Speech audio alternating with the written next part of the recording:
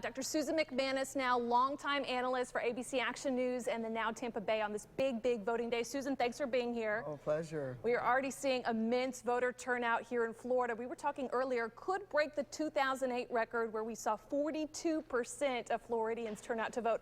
Why is that? This year, we're seeing such a big voter turnout. Have you ever seen a year like this? Of course not. It's well, incredible. For a long time, people have been very upset about the direction the country's in. Polls have shown for 10 years now, 2/3 of the country doesn't like the direction of the country it's going, and that's true for both sides of the aisle. So you have some exciting new faces in politics, and people do not want politics as usual.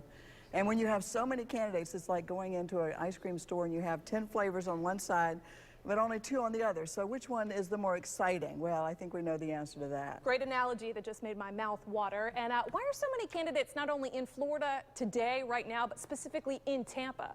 Tampa is still the must-have part of Florida. 25% of all Florida voters live right here in this Tampa market. It's the most competitive. It also has a lot of swing voters. People here are very interested in politics.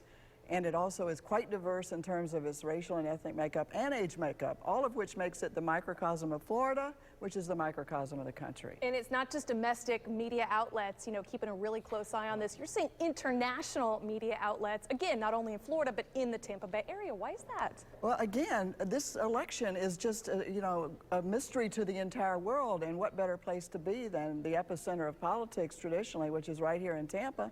And some of these same groups that are coming here had a good experience when they came and covered the RNC convention. So people that wonder if conventions draw people back, well, they do. But most importantly, what draws people back is just that this is the powerhouse part of Florida's politics. It is. If Trump wins Florida, which by some accounts that could happen, what does tomorrow look like for Marco Rubio and the rest of the Republican field? Well, it depends on how much Marco Rubio might lose by. If he gets blown out by 20 points, well, that's a different matter than if he comes pretty close and that becomes a surprise of the day.